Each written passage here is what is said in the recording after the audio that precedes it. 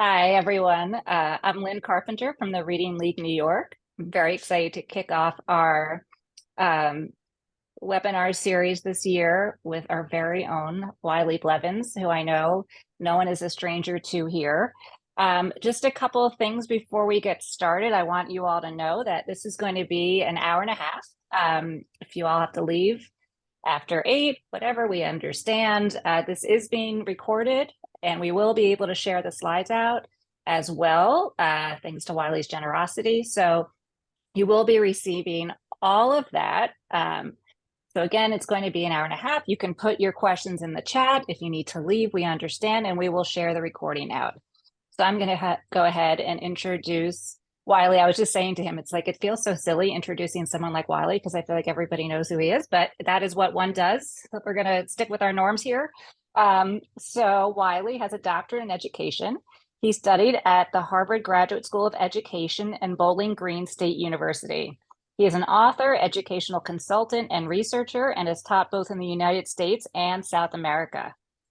Wiley has written over 17 books for teachers, including A Fresh Look at Phonics, Phonics from A to Z, Differentiating Phonics Instruction for Maximum Impact, and Choosing and Using Decodable Text. He has authored several phonics and reading programs and wrote the phonic brief by the International Literacy Association, Meeting the Challenges of Early Literacy Phonics Instruction. Wiley's current focus is on adaptive technology, differentiated professional development, and children's literature. Wiley has written over 100 children's books and is SVP and associate publisher at Ray Craft Books, a new imprint focused on publishing books by authors and illustrators from underrepresented groups. And I'm now so excited to turn this over to Wiley. Thank you so much. Let me share my screen. Can you see my screen okay? Yep. We can see it. Excellent. Thank you. So welcome, everyone. Thank you for joining me this evening for our brief chat about decodable text. I hope everyone is having a great start to their school year. I talked many times about decodable text, and often I spend like the first 30 to 45 minutes talking about the background and the research and why it's so important to have them. And then I have to race through how we use them in the classroom. So I thought today I would flip it, because now many classrooms I go into have decodable text in there. So I'll just do a brief introduction, and then we're going to spend the bulk of our time really digging into all the things that we can do with these books to really maximize their impact. Hopefully I will share with you some things that I've been doing with them and the teachers I work with have been doing with them that might give you some ideas of things you can do this week in your classrooms with these books. Of course, with the national conversation we have been engaged in for the last several years around the sciences of reading, there's been this increased focus of the kinds of books we use with our beginning readers. And decodable texts have really risen into prominence, and there's a lot of curiosity around them. And like I said, they're making their way into more and more classrooms. So we'll talk very, very briefly about what they are and why they're an important learning tool. I think most of you already know most of what I'm going to say in that area, and spend the bulk of our time talking about how we can enhance their use. And like I said, hopefully I'll give you some ideas of things that you might like to try with the books that you have. I always talk about decodable text as a practice tool. They are really powerful practice tool for our beginning readers, especially in kindergarten and first grade.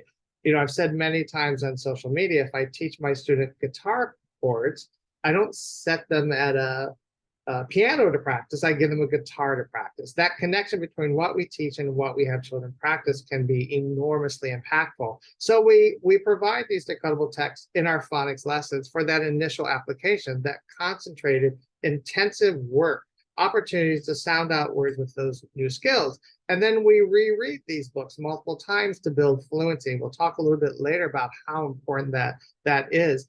And this concentrated look at these patterns over and over and over also improves students' spelling. So they have a lot of benefits to our students. Of course, we know while we are engaging students in these very simple, more controlled texts related to the phonics skills that we're teaching, we also have to engage them in these read-alouds, complex read-alouds around around really purposeful and important topics to build that content knowledge and vocabulary. And both have to be happening simultaneously. So it's nice when I go to some of the social media sites and I see a lot of people talking about phonics and a lot of people talking about vocabulary and content knowledge, and putting all of those pieces together for our beginning readers so they have everything they need. A lot of the presentations that I know you've all attended around the sciences of reading have taken a look back at some of these older models of reading, like the simple view of reading or Scarborough's reading rope, or even some of the newer models like the active view of reading. And the simple view of reading really explains what I just described, where it says that in order for us to understand what we read, it's a product of our decoding ability, how we access the words on the page, and our language comprehension skills, our vocabulary, our content knowledge, and so on. So while I spend a lot of time working in schools to make sure that decoding piece is as strong as it possibly can, one of the questions I always ask the teachers and the administrators is, what is your read aloud strand? Kindergarten, first, second grade, how are you building knowledge in a really intentional way? Do you have topic sets where you're exposing children to really complex language, really important ideas, and they're getting multiple exposures to those words and those ideas because of all of the texts that are related? So these are all conversations people are having and things that we're looking at to really improve the quality of the instruction we're providing for our beginning readers, to make that instruction as impactful as we can. We know that one without the other doesn't lead to skilled reading. I know some of you are familiar with Molly Ness. She has a book coming out called Read Alouds for All Learners that really talks about and provides a really amazing protocol for how we can enhance our read aloud lessons during our reading instruction, our science instruction, and our social studies instruction, and so on. So there are a lot of tools out there for us to really maximize the work we're doing with our students. When I began my work in phonics instruction, now decades ago, I really focused on the 7 characteristics of strong phonics instruction to make sure they were in place, because a lot of materials that I would evaluate or classrooms I'd visit, there would be things that were missing. And you notice from these 7 characteristics, the last one is reading connected text. What we read, how much we read, and the quality and characteristics of that text during our phonics lessons really has a huge impact on whether or not students learn those skills as effectively and as efficiently as we need them to very early on. So I did that for a very long time, and I think some of you are aware, around 2010, when the Common Core standards came out, I was working with schools who were transitioning to these new standards and evaluating all aspects of their reading instruction. And we're noticing that even though phonics wasn't a focus for them at the time, there were some big weaknesses in their phonics instruction. They had phonics instruction materials and assessments, and they were being used the way they were designed to, but they weren't getting the results that they needed to. And so my research really shifted to, if we have everything in place and we're not getting the results, what could be the stumbling blocks? What could be the obstacles? And that work, where I spent a lot of time evaluating materials and watching a lot of teachers teach to see what bubbled up, really led to my understandings around the 10 reasons why phonics instruction sometimes fails. Of course, this is beyond the scope of what we're going to talk about this evening, but 2 of them are directly related. A lack of application to daily reading and writing experiences, to have experiences where you're picking up a book or picking up a pencil and using those phonics skills every single day during your lessons, and also inappropriate reading materials to practice skills, not having that tight connection between what we're teaching and what we have children read. Here again, these are all conversations I know most of you are currently having as you select and use the materials that you have.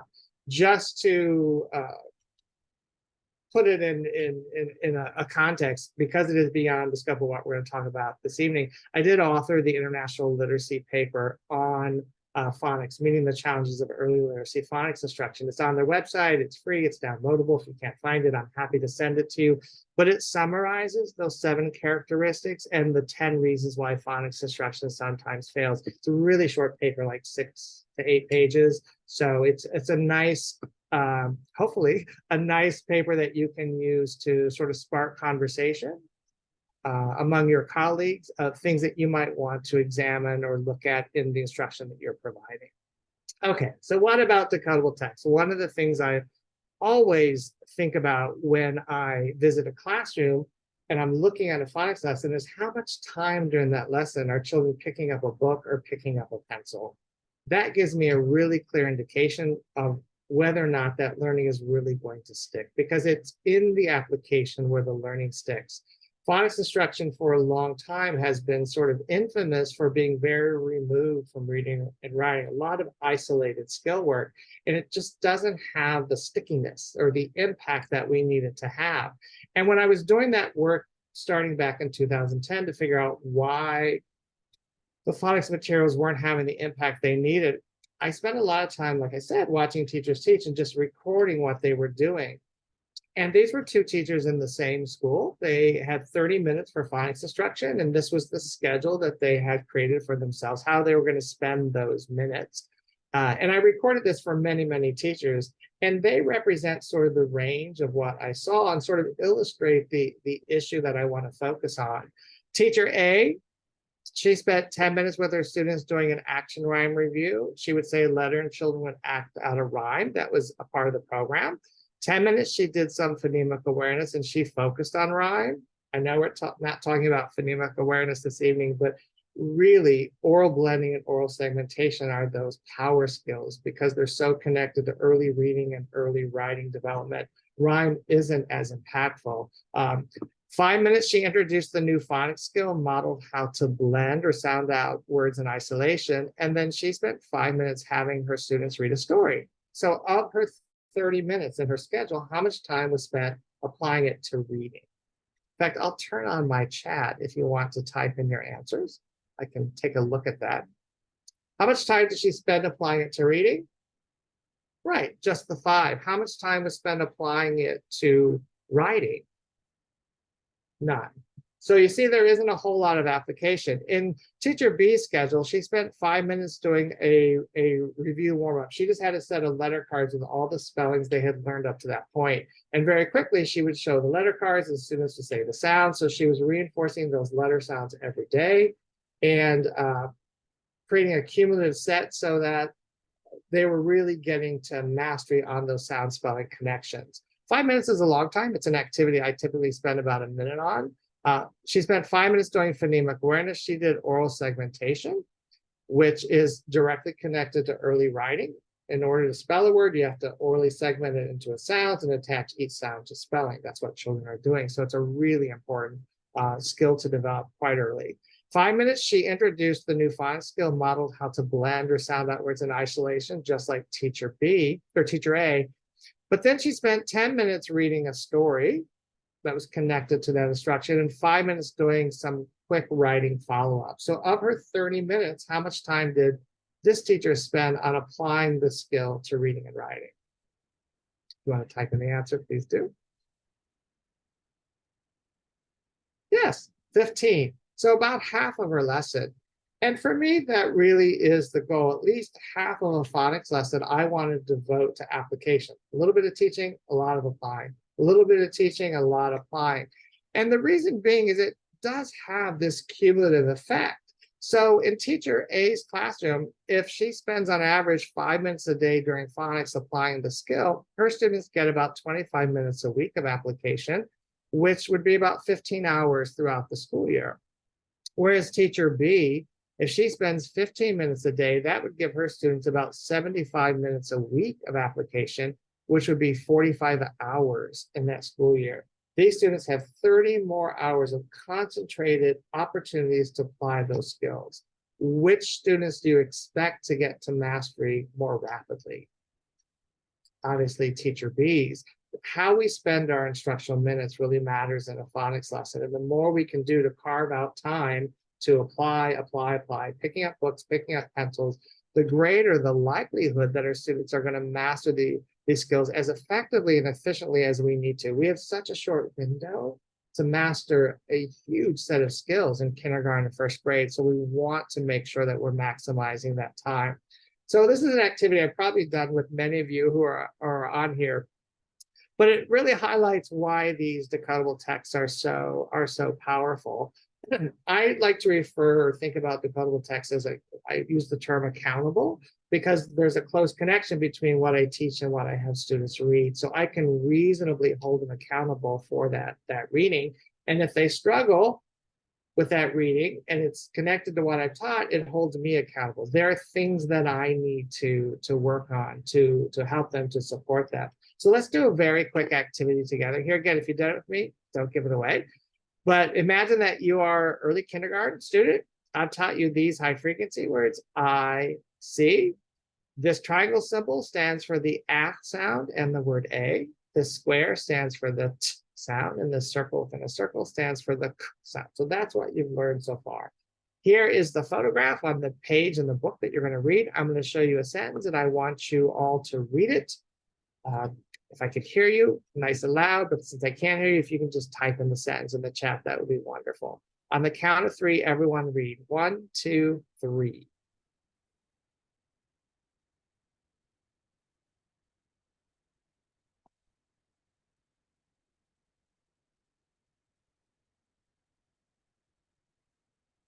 Just, yes, I see a cat. You all got it right. It was very easy because there was this close connection between what I taught you and what I had you read. And you could confirm that you were right because there was this wonderful photograph that matched that sentence. So imagine you're a beginning reader and this is the kind of text you're getting day after day after day. How do you think that makes you feel about reading or your ability to read? Do you think it has a positive effect or a negative effect?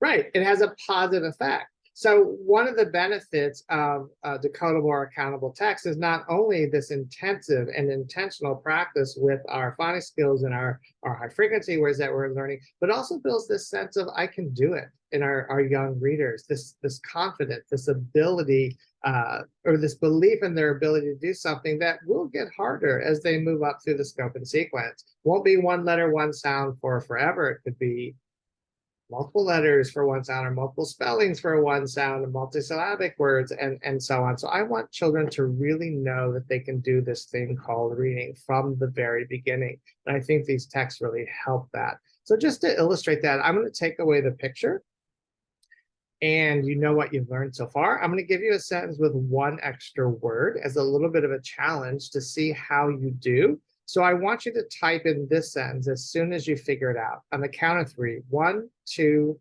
3.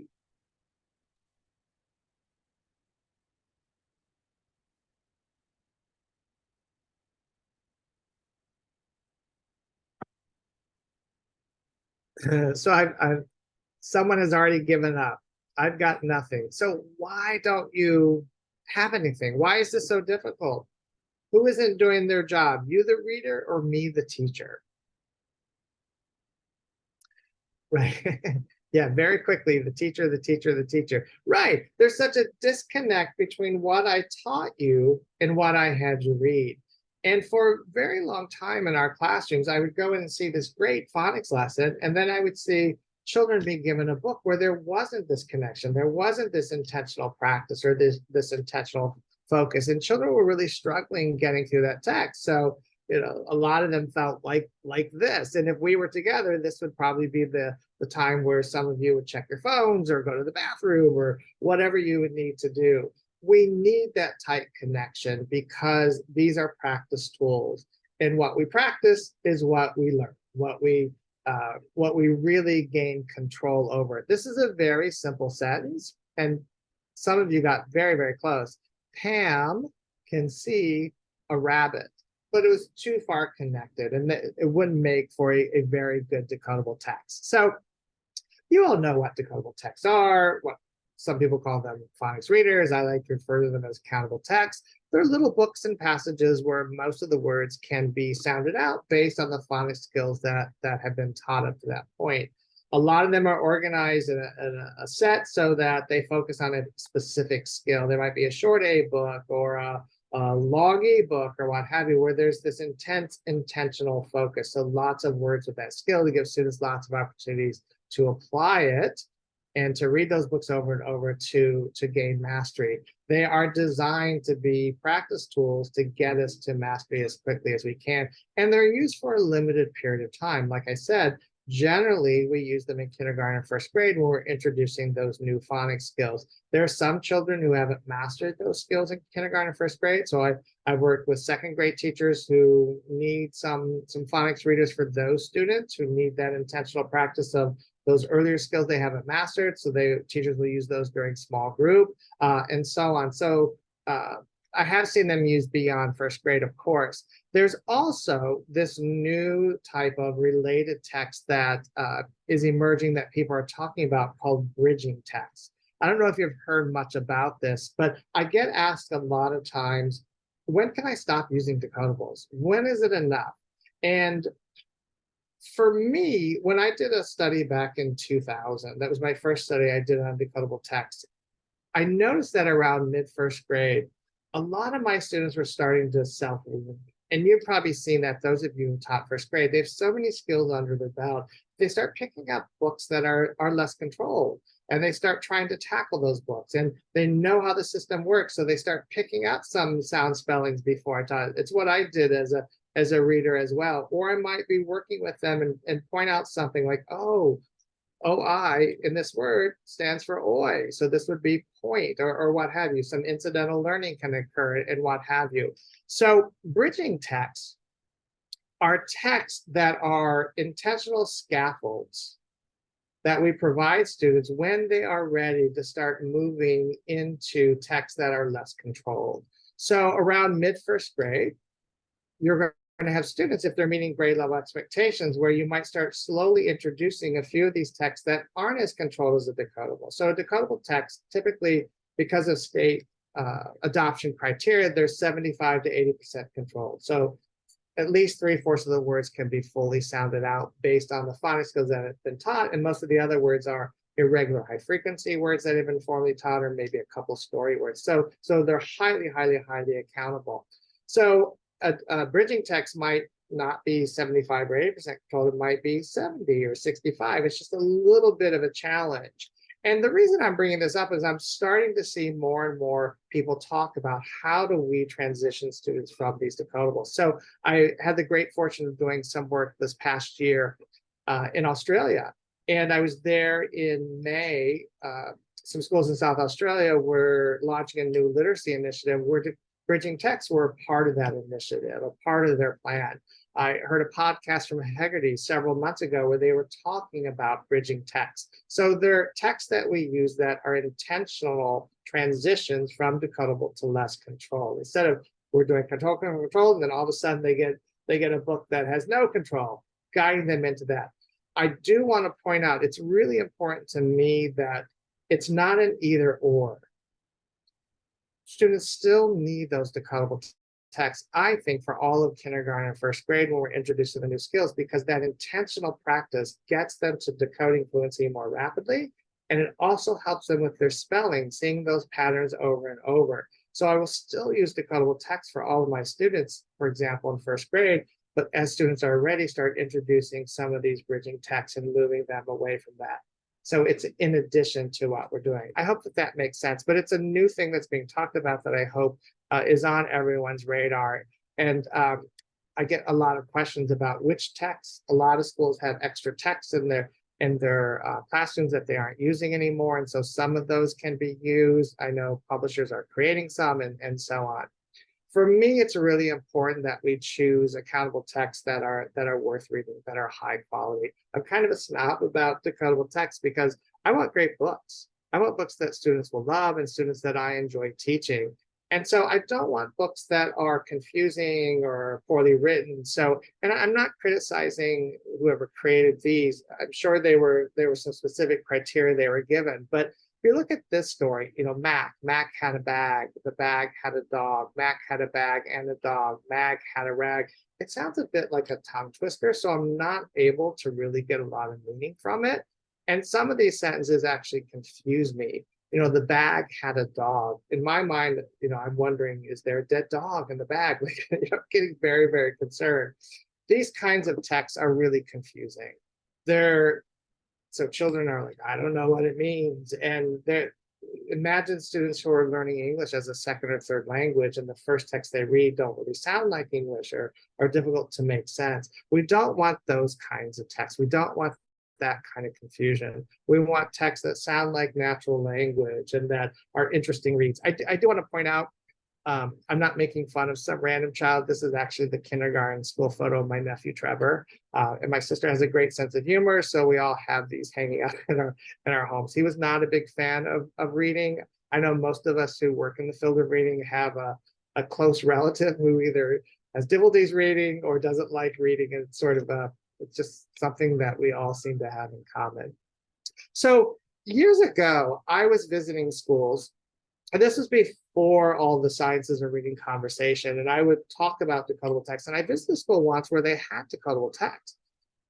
When I watched lessons in the classroom, the teachers weren't using them. And I remember debriefing with the teachers in the teacher lounge and the principals there. And I asked them, you have all these decodable texts, why aren't you using them?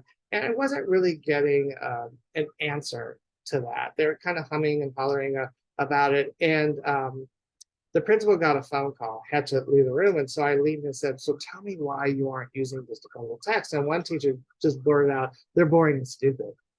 And I realized at that time, I had been very fortunate. I always had really great sets of decodables that I thought were interesting and that my students enjoyed.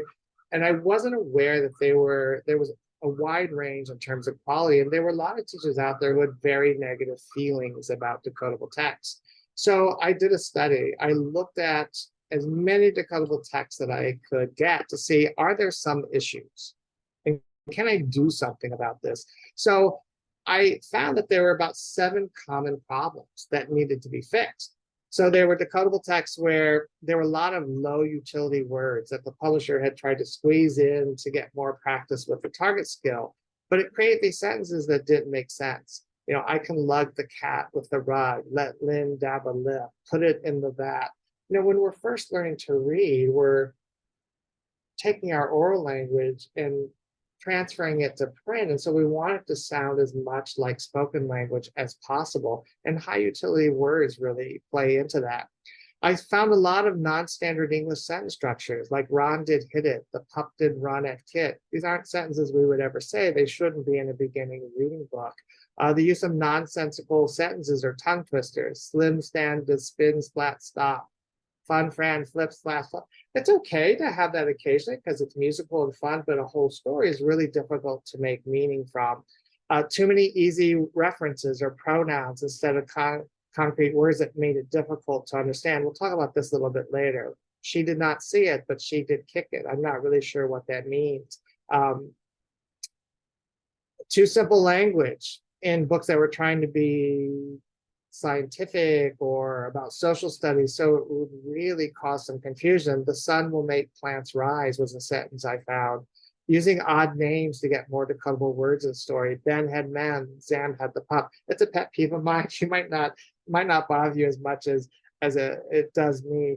And also avoiding using the word the most common word in English. And this came about because of state evaluation criteria where books had to be 75 or 80% controlled.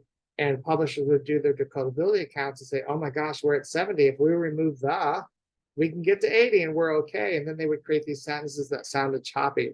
So one of the things I did is I took this listen to publishers and said, we need to do better. And a lot of publishers were very open to revising their books and creating better books and so on.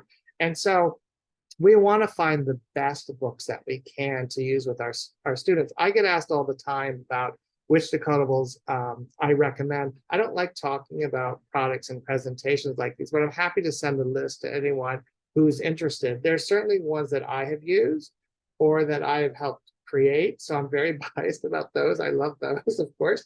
Ones from Sadlier, Benchmark Education, Scholastic. I worked with teachers who use books from Flyleaf or Geodes or the UFly, University of Florida, those passages they have. So there are some good ones out there. Really find the ones that will get your students excited about reading and ones that have some meat to it, that you can have richer conversations. They do exist, and be really critical consumers of the ones that you use. My dream is that Decodables are the kinds of books that kids fight over, that they love, that you have them in your classroom library and you're using them instructionally, and they just can't wait to read them and reread them and share them.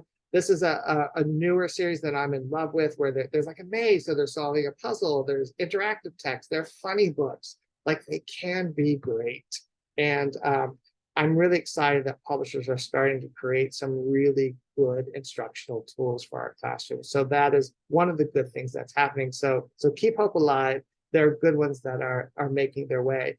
But there are a lot of schools I visit where the instructional program might only have 1 or 2 texts a week.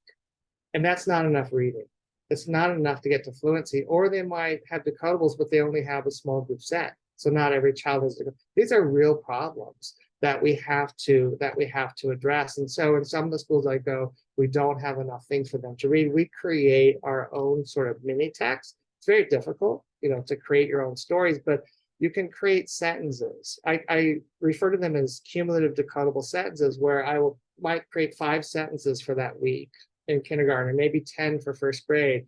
And there are decodable words in each sentence. I can fold in my high frequency words that I'm working on, maybe some that I want to review. I can create the sentences around the topic we're talking about to give them more relevance. I can do a lot of things with these, write them on the board, chart paper, print them out for students to have their own set to practice. And you can create them in a way that are very scaffolded. Here you see the first sentence, the frog can hop. And the next sentence, the frog can hop a lot. Or the pot is big and hot. So we start with the simpler and get more complex. We can talk about different parts of sentences and do phrasing. And, there are lots of things that we can do.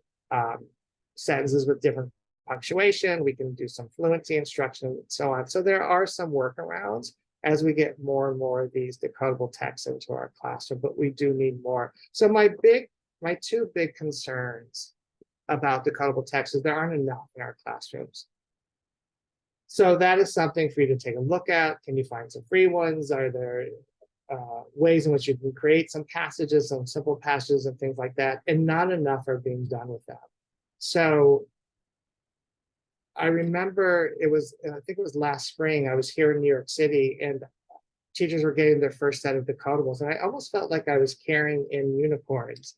It's like, oh, we haven't used these and I've heard bad things about them and what have you. And I sat and I asked the teacher, what are the things that you do right now with your level books? And they had this whole list of writing and vocabulary and all. I said, we can do all those things with decodables. And let's take a look at how. And that's really what I want to dig into today. How can we make these decodables more impactful? We know that their primary responsibility is to give students lots of practice using those phonics skills. So lots of practice decoding. We can model how to sound out words. That is their primary function, but there's so much more. This is a graphic that it's going to be prettier, but it's going to be in a book I'm coming out in January called Differentiating Phonics Instruction for Maximum Impact.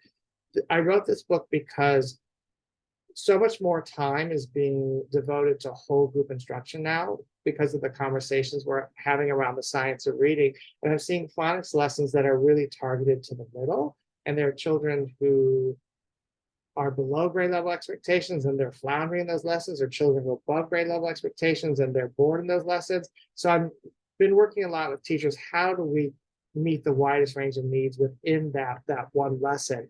And so that has really led to all the things we can do with them. And if you look at this chart, if you look at what's in the top half, these 2 things represent the primary uses of decodable text: to apply our phonics and to reread them to build fluency. But if you look at the bottom half, there's so much more we can do: building vocabulary and oral language, developing comprehension and early reading behaviors, focusing on writing and spelling. We talked about how we do so much work in decoding in our phonics, but not enough work in encoding or spelling. That imbalance needs to be corrected. There's some really powerful things we can do as springboards to our decodable text reading. And also looking at syntax and text cohesion, things that might be challenging to students when they're reading these texts. And so that bottom half really represents all these great new things that we can do with them, and really important things that we should be doing it. So I want to take you through some of the things that I recommend doing before, during, and after reading to the teachers that I work with. Many of these things you do all the time. So I'll go through some of them very, very quickly. But let's start with before reading.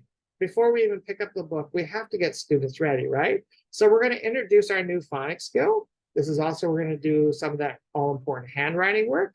We're going to model how to blend or sound out some words in isolation before we get to the text or even context. And we're going to teach those high frequency words.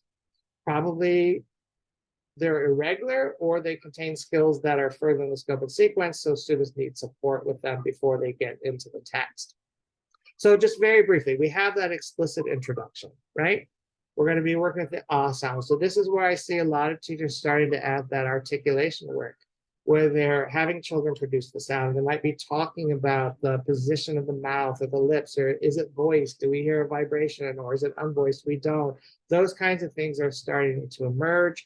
And it's really great to see. I go to classrooms and I see articulation videos and sound spelling cards with articulation. And those are tools that I'm seeing emerge in classrooms. There's still a lot to be learned about how to use them most effectively, but it is something that is encouraging to see that we are focusing on how sounds are made, we're producing those sounds, and then we're connecting them directly to those spellings. And when we connect them to the spelling, let's say we've been working with the sound and how it's formed, we tell children that when we hear the sound, we write the letter S. That leads directly into the handwriting, where we teach them how to make that letter.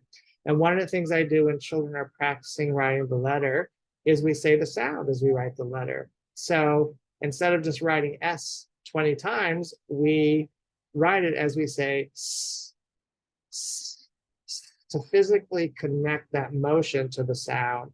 Some teachers I work with want to emphasize the letter name. So they'll have children go to the starting point on the line and say S, S, S, S as they write the letter, really reinforcing and accelerating the learning of that sound spelling connection.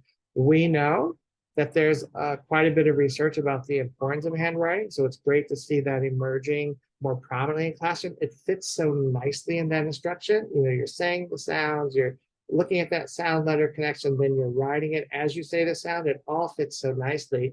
But there have been brain research studies and neurological studies that talk about how that handwriting can really enhance and accelerate students' learning of those letter sounds. And we also want it to be automatic. I don't know if anyone here is from New York City, but during the pandemic, we were out of school for a very long time. And there were children who were at home on computers for a big chunk of like kindergarten and first grade. And there were a lot of teachers I would visit who were teaching second, third grade and were saying, my students can't form letters. So we're writing sentences and stories and what have you, and we're just trying to make the letters correctly. So it really needs to be something that is automatized very early on in our instruction. So we learned those letter sounds. Now we're going to model how to blend or sound out some words in isolation. I have a whole routine that I use that's beyond the scope of what we're going to talk about today, but I refer to them as my blending lines. It's a set of words that we work with every day in whole group and small group, and children work on them individually. It's a set of words I want them to really master before we move on to the next week.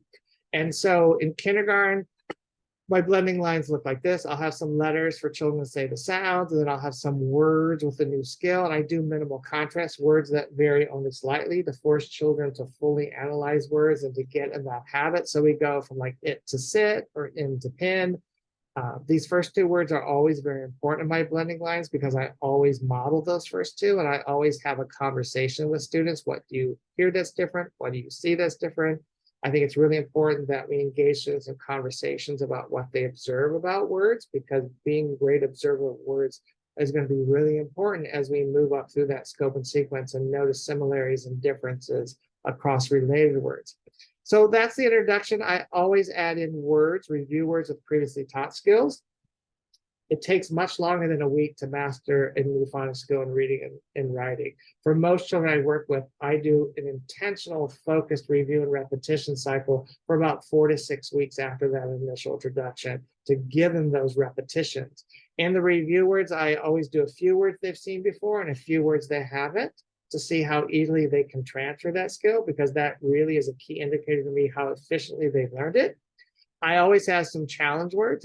It's usually related to our main skill, but it could be a skill a little bit further in the scope and sequence. So here I just added S to these words because we aren't going to do that until a little bit later. I could have done words that begin with consonant blends. That would be a little bit harder. And this really is for those students who are a bit above grade level expectations at that point of the year. I want to make sure they get something out of this lesson, something that I can reinforce during small groups and make sure that they are on board. When we get to first grade, you see I'm doing the same thing. I have a bunch of words here with long A. I'm starting out going from ran to rain, the known to the new, what we've been working on for a long time, short A, and then the new long A. Imagine that conversation. What do you hear that's different? Ran, rain. So we can talk about the short vowel sound and the long vowel sound, getting that language instruction really embedded. What do you see that's different? Oh, the AI works as a team to say the long A sound. All of these conversations are really, really important. We can even have a conversation where we're looking at all these words, you know, AI's in the middle, AY's at the end.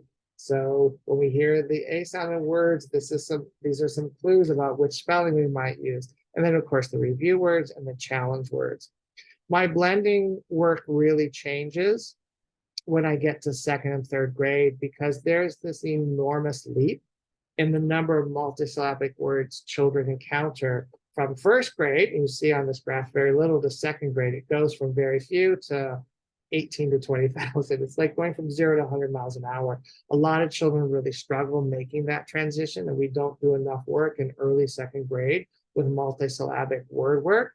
So I use my blending lines to start folding in from week 1 in second grade multisyllabic word work. So here in second grade, I'm reviewing from first grade our controlled vowel words. So car, cart, part, park, and so on. And then I take some of these simpler words like hard and farm and large, and I just add on a word part that I want to focus on. Could be a suffix, could be a prefix, could be compound words. But here you see I'm going from hard to harder to hardest, large to larger to largest. So it's a pretty easy transition because they already know a chunk of the word. I can have conversations about, for example, how that suffix changes meaning, or if there's a spelling change. So we can start introducing some of these nuances in multisyllabic words. And then we have some challenge words, which are more like grade level words, maybe a few even harder to apply that. But what happens too often is in our phonics lessons in early second grade, we'll do this one syllable work, and then we'll give children a book that has words like backyard and recharge. It's just this huge leap. And so I want to ease that leap. When I'm working with older students who are struggling with some of those basic skills, I might need to work with them on one syllable words, and a lot of programs do, but I don't want to leave it there. So I can work with one syllable words like here again, hard and large and farm, but then level it up by adding these word parts so that I'm slowly inching them toward grade level expectations. So it can be used both ways. So it can be a really powerful tool. I get asked a lot about nonsense words because nonsense words are used on assessments. My preference, and it's just my preference, is to not use nonsense words in my blending lines because I want to use high utility words that children are likely to see in reading and writing, because I know that work will have immediate impact. So I'm very careful about the 8 to 12 words that I'm going to, or more, that I'm going to use in my blending lines. I do other kinds of activities to get children used to the difference between real and nonsense words. So when they get to those assessments, it's not a big deal. So one of the activities I do are with spinners. And I write on the first and last spinner consonants, consonant blends, and digraphs. And the middle spinner will be my vowel spellings. Children spin the spinners, and then they sound out the word. So we're getting some meaty blending practice.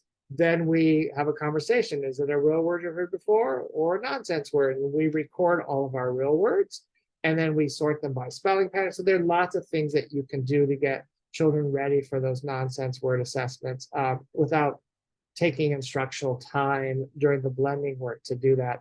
You don't have to have fancy spinners. These are teachers I worked with who just made them construction paper, and that works beautifully.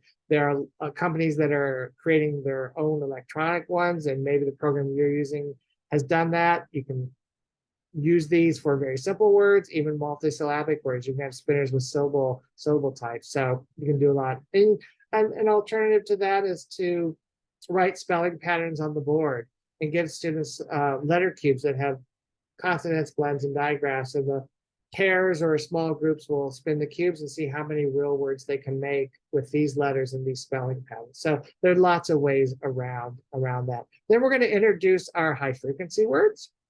Before we read, I'm going to go a little faster because I see we're a little short on time. I want to get into what we do when we read and after we read. But there's been a lot of conversation about the importance of teaching high frequency words. High frequency words are just the most common words in English.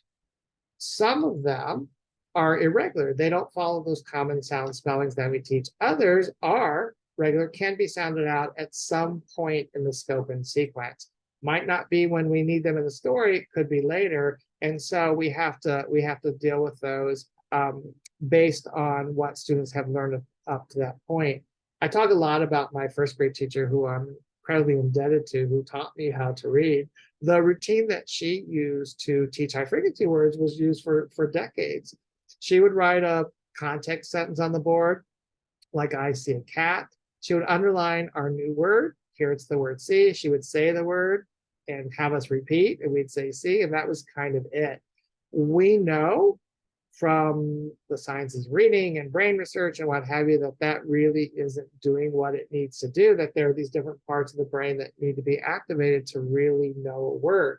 There's that process of mapping the words into memory that I know probably all of you have been talking about and hearing about, called orthographic mapping, a term coined by Linnea Airy.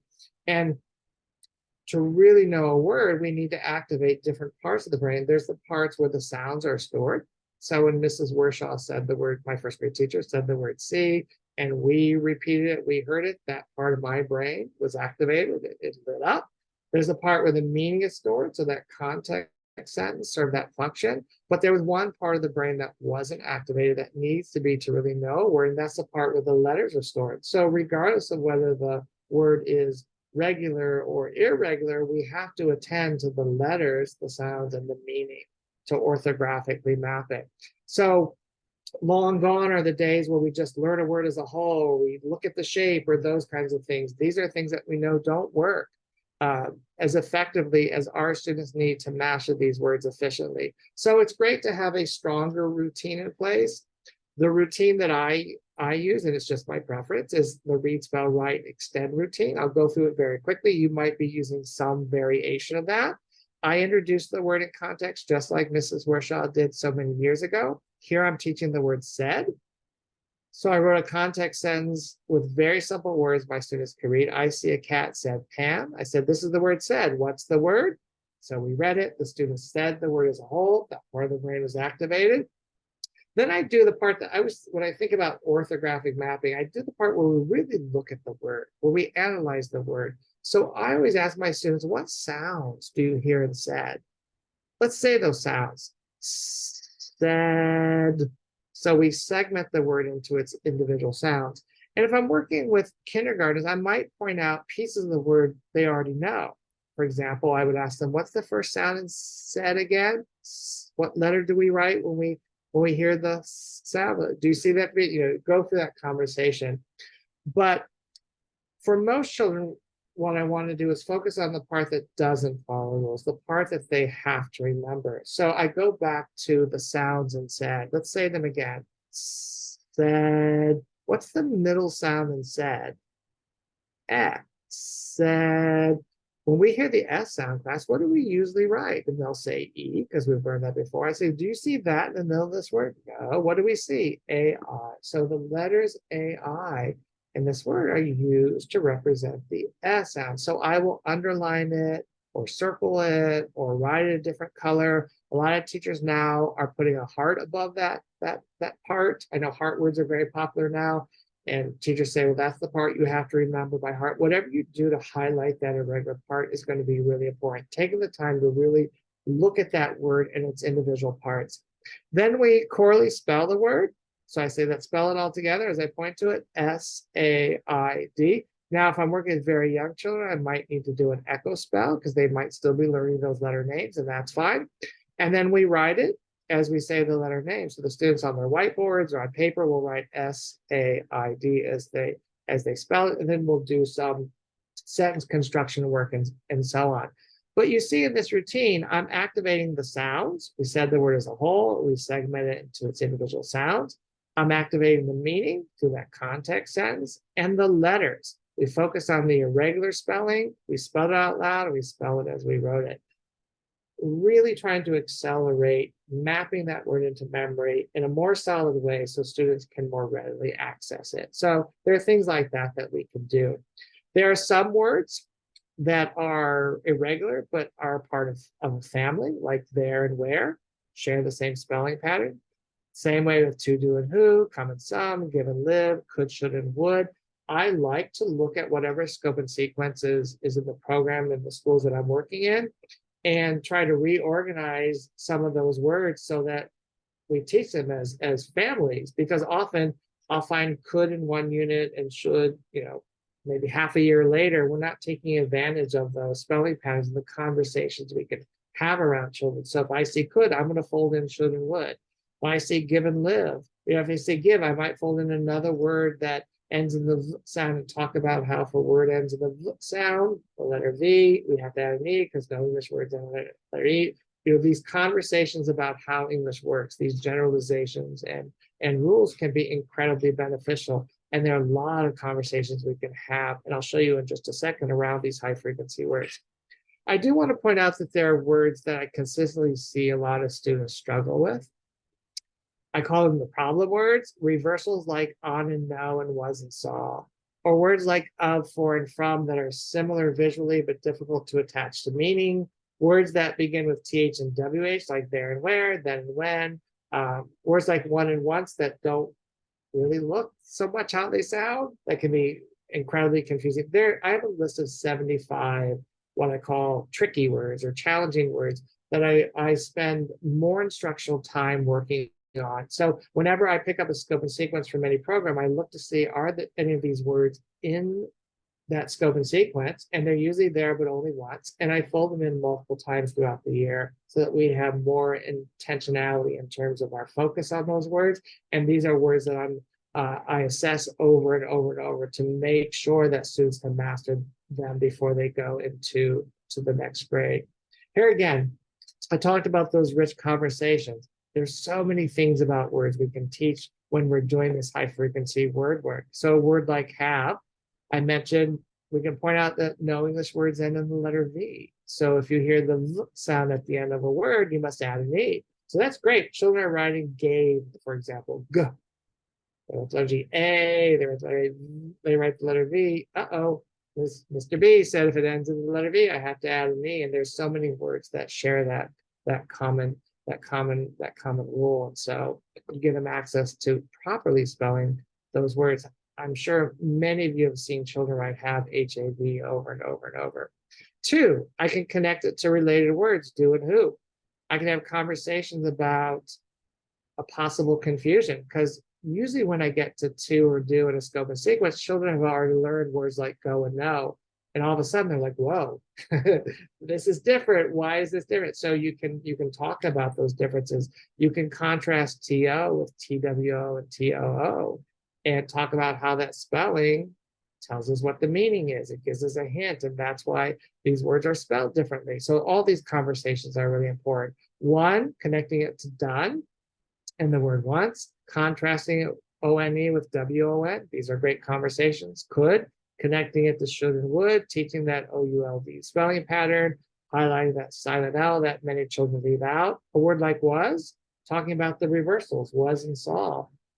Pointing out that A stands for and S stands for Z in this word, just like in the word is that we've already learned.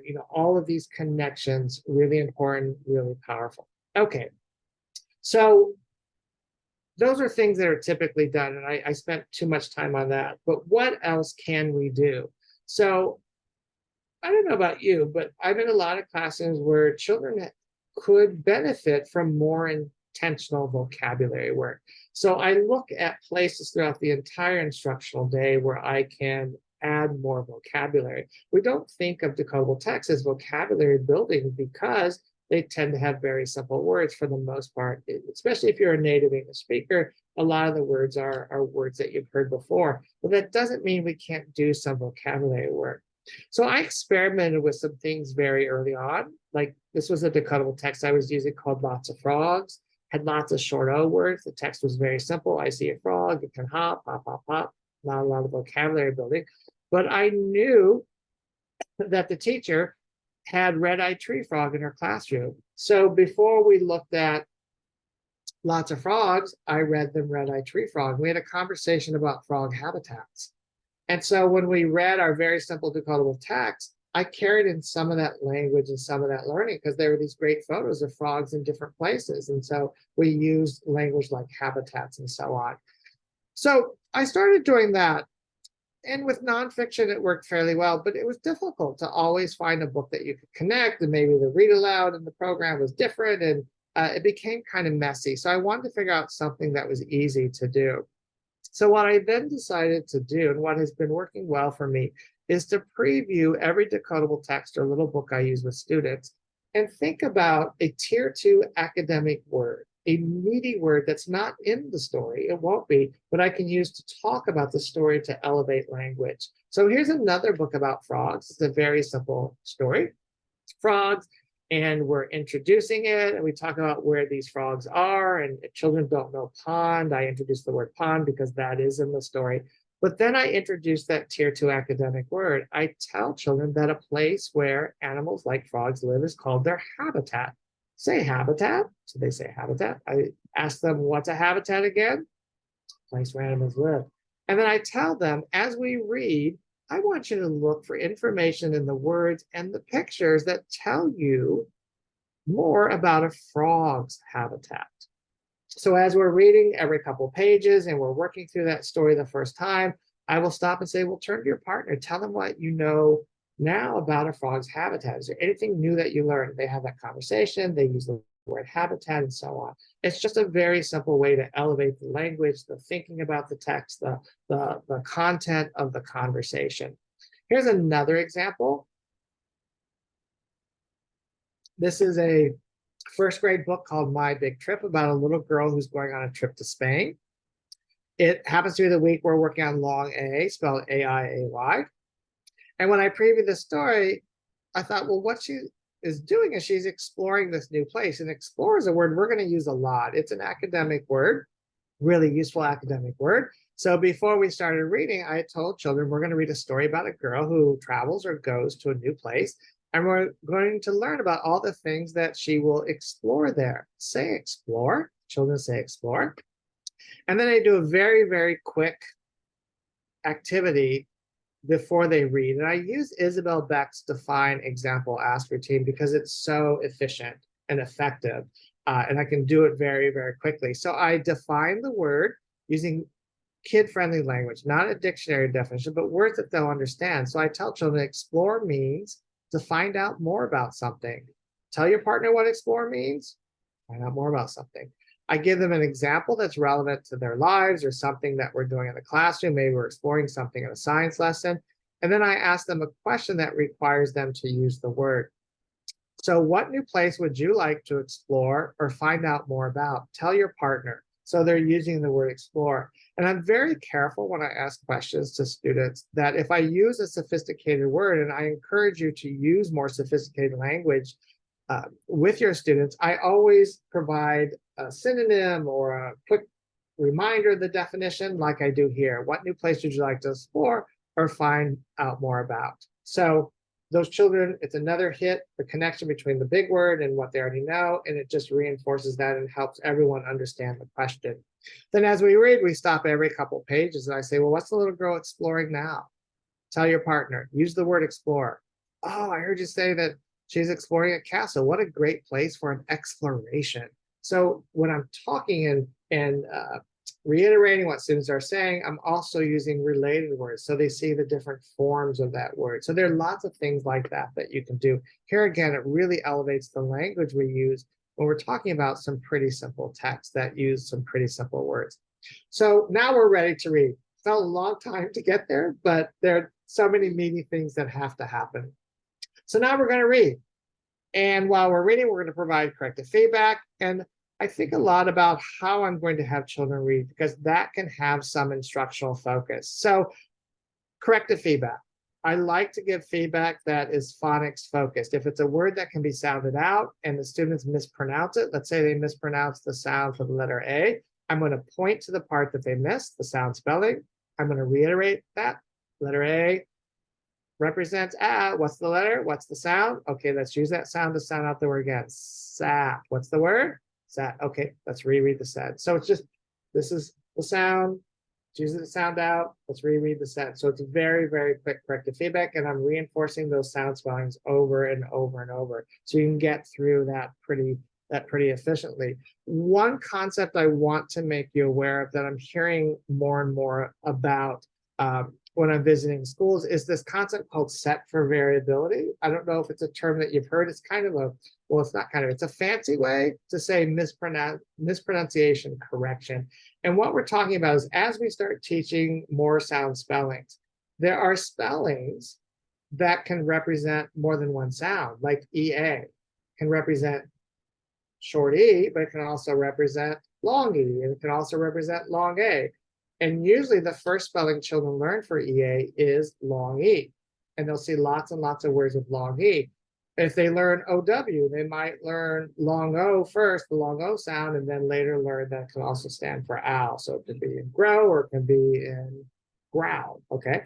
So we have to make sure that when we're modeling for students, we model that flexibility in using those sound spellings. So statistically, children see EA over and over as long E. So they might get to this word here that you see on the screen in purple and say breathe fast, because that's what might come to them first, because EA stands for the long E sound. So in set for variability, what you do is you point to that sound spelling EA and say, what other sounds have we learned for EA? Like in the word head or dead or bread. Let's try that sound. Breakfast. Oh, breakfast. So it's modeling how to be flexible with our sound spelling. So that is another thing that we want to start doing and modeling, so that when children are reading on their own, they are also flexible in using the different sounds they've learned for the same spelling. So that's another thing that you can model. So when we're reading, my preference, and it's just my preference, you don't have to do that, and many teachers are like, no, I don't want to do it that way, but my preference is to have children whisper read the story the first time for a couple reasons. One, I want all the students to work through the entire story. And the other thing is this whole notion of orthographic mapping. Remember, when we orthographically map a word into memory, we're focusing on the letters, the sounds, and the meaning. So Linnea Airy, who coined the term orthographic mapping, has talked before about how whisper reading is one of the great things we can do to help students orthographically map decodable words. Because when you get to a word you can fully sound out, you look at the letters, you say the sounds, put the word together and attach it to meaning. Letters, sounds, meaning. That's orthographic mapping. So whisper reading really can help with that. So I like to do whisper reading first. If students do really well, we might do a quick choral read of all or a portion of the story. If they struggle, I might do an echo read, where I am reading the sentence as they follow along, and then they are echoing it back. I might do an echo read if there's an aspect of fluency I want to model. Maybe there are sentences with different punctuations, so I want to model that. If I'm working with students who might be a bit below grade level expectations, or I know might struggle with a particular piece, I might start with an echo read and then follow it with a whisper read. So the different ways to get through the text that have instructional importance, but I want to make sure that all my students are whisper reading the entire story at some point in that instructional cycle, whether it's that day or a subsequent day. That's my preference. Anyway, and there are other things that we can do while they're reading to continue to build vocabulary. I know there aren't a lot of big words in the kindergarten and first grade stories. There might be a few, but when we get to some of those decodables that I've been seeing in second grade, they can be filled with complex words. I'm doing a study in Ohio, a tutoring study, and we have these passages that students are reading in kindergarten, first, second, third grade. And I was listening to some second graders read, and the passage started out, Rob was tired. He did chores at the castle, and it was hard work. He mended torn clothes, sharpened swords, and it goes on. And I asked students, I said, what does it mean he mended torn clothes? None of them knew. And so I said, well, if your clothes are torn, if they're ripped, what might you need to do with them? That, well, we'd sew them. I said, right, you would fix them.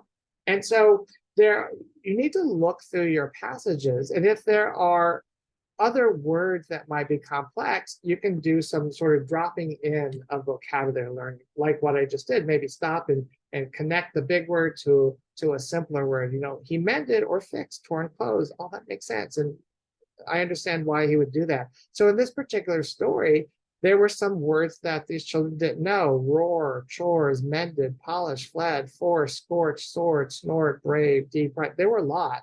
And so we need to preview those stories and see, are there other opportunities for us to build vocabulary? And if so, that's great. And that's a great thing that we can add to what we're doing. Also, we can do some morphology work as a follow-up. In this particular story, there are a lot of words that end in ed, and I can talk about the 3 different sounds for ed. There's uni. I can use that as a springboard to talk about uniform, unicycle, unit, or what have you. Whatever is appropriate for the students that you're working on. So, you know, take advantage of those opportunities. So let's get to after reading.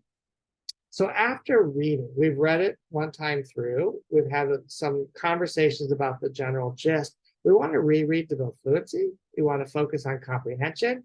And we want to do some encoding work, some writing follow-up, some word building, some dictation, lots of opportunities to really increase the encoding work so that we have a good balance between our decoding and encoding. So I do a lot of work with comprehension. I know teachers have said, well, these are, you know, silly stories and I can't really do a whole lot with them. Even the most basic, there are things that I really target doing. And some of them help to develop some really important early reading behaviors. So over time, I've kind of narrowed it down to 5 different types of questions that I ask. There's nothing magical about 5. You could do less, you could do more, but generally I have time on the second day when we're revisiting the text and really digging in to do these 5 different kinds of questions. I want to share an example of why I do these and the different kinds of things that they accomplish. So if you remember this story, My Big Trip, about the little girl going to Spain, and there are words with long A, spelled A-I-A-Y, the very first question I ask is the simplest, and I get progressively harder. I want to make sure in this first question that they can read words with the new phonics skill. So the very first question I ask is, where did the girl go on a trip? Point to the country's name in the story. So that's what I asked first. So they have to go back in and reread and find that word. Now, a really important aspect of this revisiting the text is that I don't call on volunteers.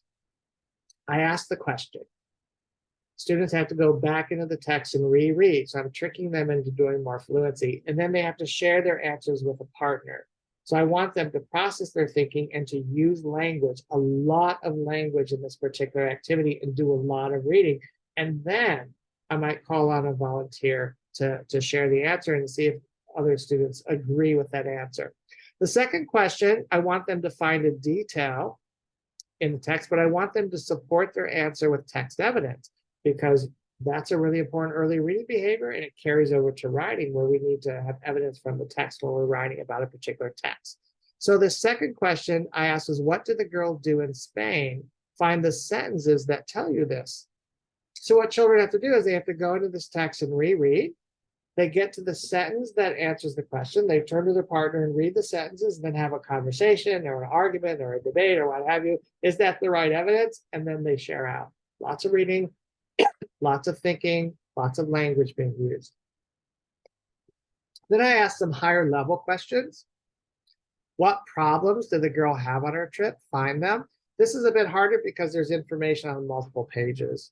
That can be difficult for young readers. And then my inference question, where might the girl go on her next trip? Why do you think this?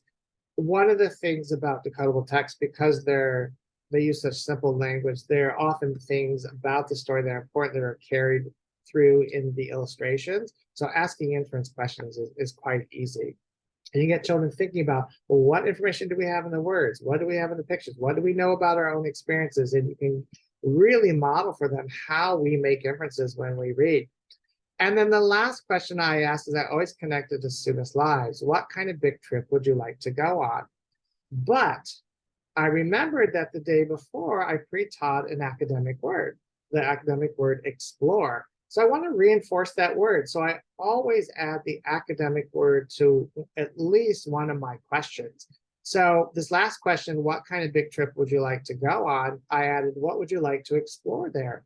Tell your partner what you would like to explore at this during this big trip. So it's another day to hear that word, to use that word, and to elevate the language. These are very easy things to do, but they're so robust. There's so much learning, so much reading, so much thinking, so much talking. A couple of text lessons can be really, really fun.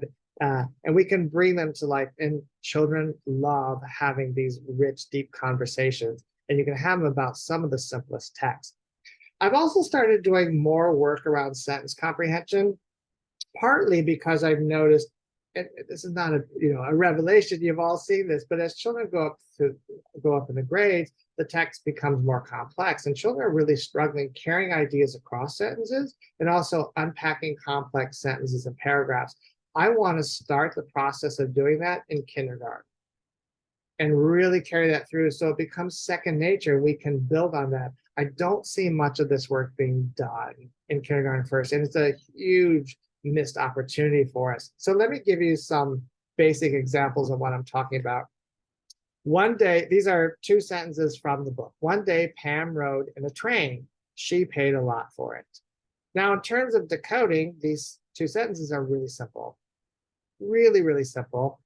If I did a readability, they would get a really low readability. Everyone's happy.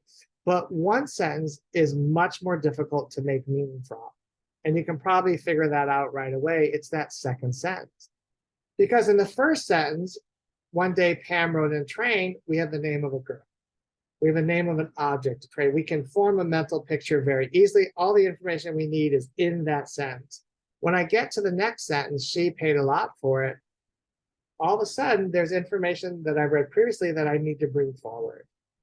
And so we talk in the research community about idea units as propositions. So the second sentence has high propositional density. It is harder to make meaning from. So I want to make sure children are connecting those ideas and deeply understanding the story. So when I get to like a pronoun in a book, I might stop and say, who is she? Just to make sure we're on the same page. And children might say Pam. Hopefully they'll say Pam. So I'll just draw an arrow to Pam. One day Pam rode in a train. Pam paid a lot for it. Yeah, she is referring to Pam. And then we go on and we connect those ideas. You might do that during one of your first reads. Another thing that you can do as a follow-up is to really unpack complex sentences. So here are two sentences. They're actually not from the story. They're about the story, but I wrote them to really illustrate what I do when I encounter more complex sentences. So she went to see a museum. She had to wait in a long line to get inside it. So first, I would ask what it is and connect it to museum. A lot of children would say it is the train. Whenever there is a lot of distance between the noun and the pronoun, some children really lose that thread, that connection. So it's great to make that connection. But this last sentence, she had to wait a long line to get inside it, is a mammoth sentence for a young reader. And you won't find a lot of these in kindergarten, first grade books, but as you go up, you'll find more and more of these. So what I do when I get to a complex sentence is I pre-chunk it. And I have children echo read it. So I'll say, she had to wait. The children say, she had to wait. And then I'll say, where? And they'll say, in a long line, because that's what this next part of the sentence answers. Let's read those two parts together. She had to wait in a long line. Why? To get inside it. To get inside the museum. Let's read those three parts. She had to wait in a long line to get inside it. So what children begin to understand is different parts of sentences carry different aspects of meaning. There's the who part. There's the do or does well part. There's the where, the why, the how. And when we get children to start understanding those key parts of sentences, when they write, we can ask them, if they write a simple sentence like Pam ran, we could say where?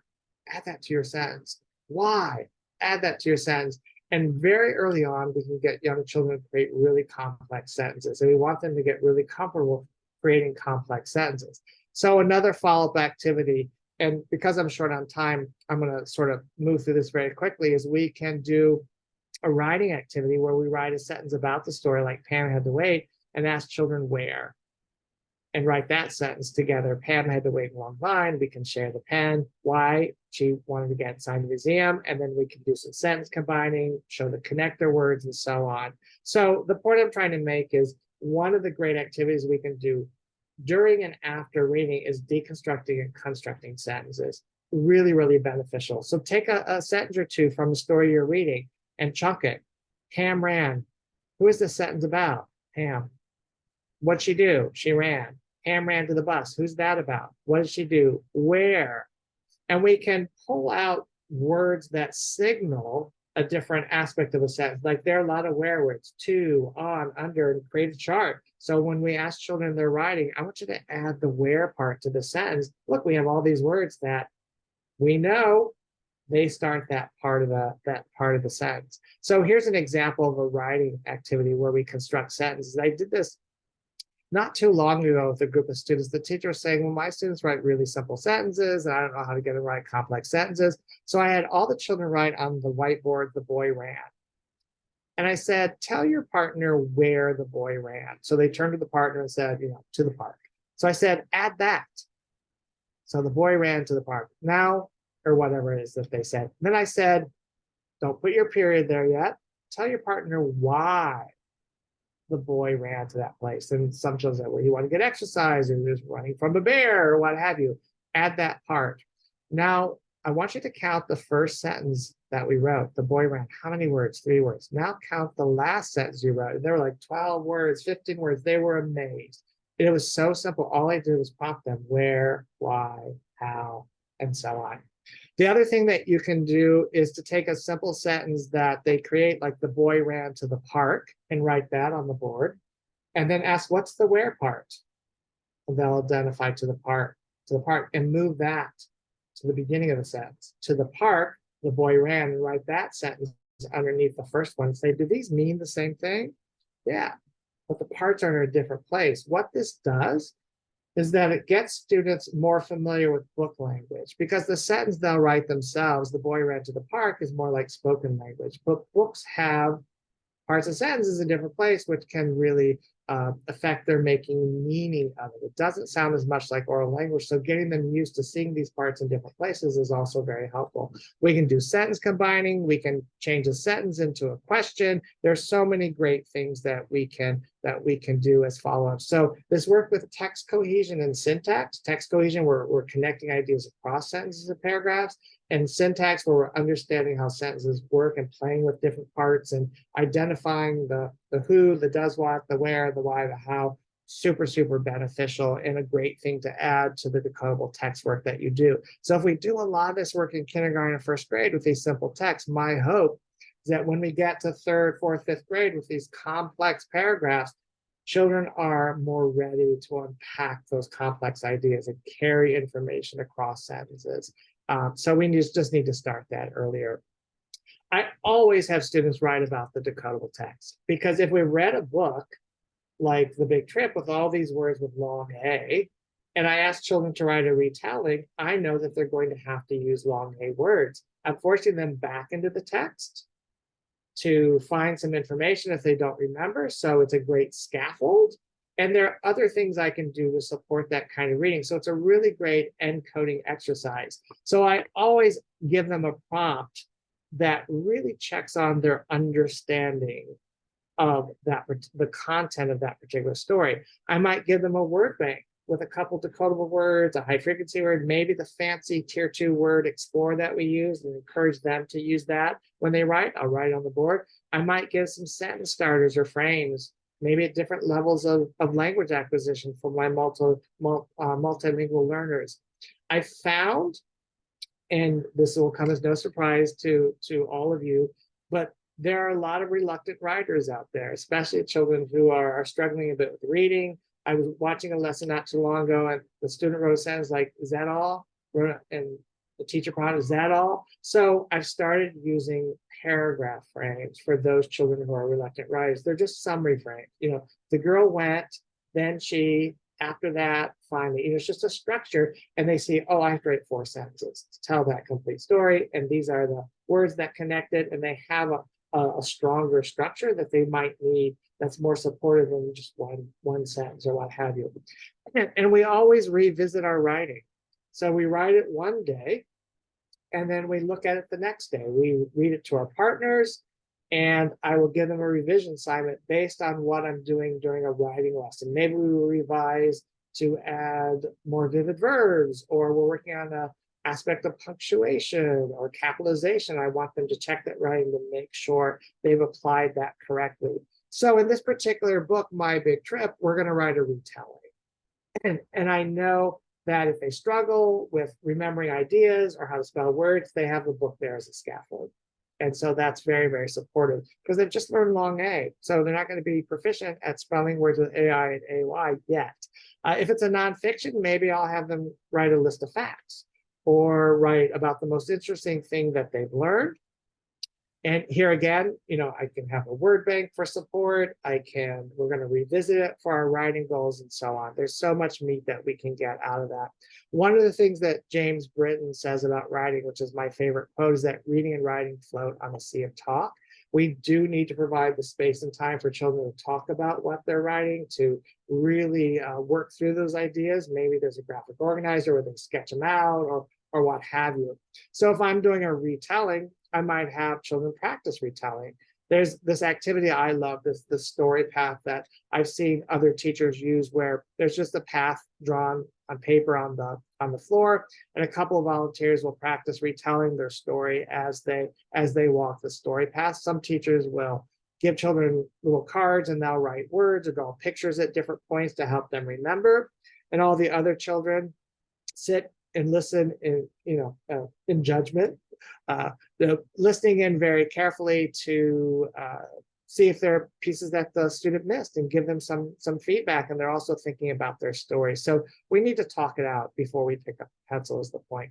Okay, we have like 5 minutes left. So some other things that we do as follow-ups is we need to build fluency. So during whole group time, we're going to be rereading. If we only have 1 or 2 stories, we need to find a purpose, an instructional intention for each day we're going to reread that, something that's interesting and worthwhile. So maybe the first day we whisper read it and do a choral read. And maybe the second day I have them do a partner read. And maybe the third day I have them do an independent read and find all the words with AI and AY. There's something different each day. If I have a second book, then I will start that and repeat that process. But we want to find something engaging for them to do each day with the book, for how many of our days we need that book to be used based on how many we have. That's during whole group time. But if we really want to build fluency, students need to read those previously read books with those previously taught skills. Because the one thing about decodable text is there's so much focus on the new skill, there isn't always enough practice and repetition with the previously taught. So you want to fold those books in. Most of the teachers I work with don't want to have to manage a lot of little books. So what some teachers will do, if they don't have like other stories, story sheets, or what have you, is they will, after they read a story, just type up the story on a sheet of paper and number them. Students have folders with all their story sheets and they're numbered. And the teacher might say, okay, today during independent work time, when I'm meeting with small groups, I want you to meet with your partner and read story sheets 9 and 10. Those were the stories from the previous week. Have your partner sign the back, because I have trust issues. I want to make sure you did it. And then on Tuesday, she might say, I want you to read story sheets 7 and 8 today with your partner. Those are from 2 weeks ago. So you're cycling through the stories for many weeks. And then when you're done, you can send them home, or you can keep them in the folder, whatever is your preference. We know how important fluency is and how we need to focus more on fluency. We know that a lack of reading fluency leads to a lack of motivation to read. If you can't do something well, you probably don't want to do it. And we know that students, as they're reading and going up through the grades, they're learning a lot of vocabulary and content through that reading. So if they're not motivated to read, they're being exposed to fewer new words, which is resulting in smaller vocabularies, which is limiting their comprehension. They're not bringing as much vocabulary content to those stories. So we want to work on fluency from the get-go, from the beginning, and build in those fluency routines for as long as we can. The other thing is For a long time, some schools I'd visit were using running records. They were ninth level books. There weren't words with the phonics skills. It really wasn't giving me the information I needed. So I created these reading observation forms that I'm happy to share with you. They're just two-sided, and we use a decodable. And I might listen to a couple students each week and just cycle through them. But on the front, the student is reading the decodable, and I'm looking at, do they self-monitor and self-correct using their phonics skills? I ask them some questions. How deeply are they understanding these stories? I think about their fluency. How automatic are they with you? So these are general things that I'm looking at. But on the back, I'm recording words that they're struggling with. So if there are words that are fully decodable, I'll write them in this first column. If there are any of those high frequency words, like those irregular words like said or was, that they struggled with, mispronounced, I'll put in the middle column. If there are words that were fully decodable that they got right, but they had to self-correct or they read them very slowly, I will put in this last column, the fluency. And then I look at these words and I see if there's anything that they have in common. Oh my gosh, I see that this child, there are a lot of words with short E. So I'll circle that on the scope and sequence I have at the bottom. Or maybe there are some consonants that they're messing up, B and D or what have you. What that does for me is it gives me some precise information about some skills I might need to work on with that student or a small group of students. We want to make sure that and there are lots of assessments that are very simple, kind of on-the-spot assessments like cumulative spelling, sentences, and so on, to get information to form those skill-based small groups that we need to really target what students need. And this is one of the tools I use. And so when children are rereading their decodables, you can pull this out and listen to a couple students, like I said, each week or what have you. There are also, we only have 3 minutes left, but there are lots of encoding work you can do at the end. Word building with letter cards, make sad, go from sad to mad. They have to figure out what they're changing. Super, super powerful because they're having to phonemically manipulate those sounds. So great phonemic awareness word. Then they have to show what they did with the letter cards to spell the words. So great encoding work. And they have to read it to make sure they're correct. So great decoding. It's one of my favorite activities. And of course, dictation. You might early on have the sound boxes where they're marking the sounds, replacing the counters with the spellings. With children who, if I'm doing this whole group and I have a wide range of spelling, and let's say I'm working with second graders and I want them to write words, multisyllabic words like retraining or mistaking or unhappiness, I will build these spelling pyramids. I will start with a very simple word because I might have students who are not there yet, like a word like rain, and then have everyone write rain. We might talk about long A. If it's in the middle, we use AI instead of AI, have those conversations. Then we go from rain to train. So all we're thinking about is that initial part of the word. Then we go from train to training. They're just adding the suffix. And then we go from training to retrain. So we build these pyramids of related words. Everybody gets something. I have some rich conversations about spellings, about suffixes, about prefixes, and so on. I know I have 1 minute left. This is the Decodable text lesson planner that you will get in the PowerPoint that I use. It's just a 1-pager. I'm choosing my academic words, thinking about my question, my writing prompt, and my fluency plan. And then I have a sample text where I've done that so you can actually see what one would look like and use that as a model. So I'm glad I didn't start with too much of the research because even having this extra time, I didn't get through everything that I wanted. But that sort of gives you an idea of where I'm going with decodable text and what I think is possible. Yes, we're going to use them to apply our phonics and build fluency, but look at all the vocabulary and oral language we can build. Look at the comprehension and early reading behaviors we can develop. Look at all the writing and spelling, really intentional, purposeful writing and spelling. And don't forget about the work of syntax and text cohesion that we can do with our youngest learners to get them ready for the reading demands as they move up through the grades. As I always say, decodables must be used for more than just phonics practice. So I hope I gave you some ideas today. I thank all of you for joining me. The PowerPoint will have some additional slides on some of that background research, some of the studies and so on. So you'll have access to that information. So here again, I'm going to stop sharing.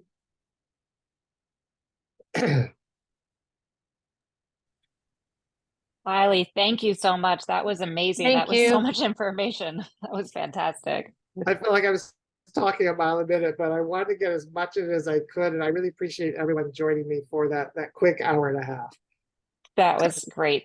Thank you so much. So we'll get the recording out to everybody along with the slides. And Wiley, I'm sure people are going to want your list of decodable recommendations. If you don't mind sharing that as well, I'm Happy to. guessing that's going to be a question.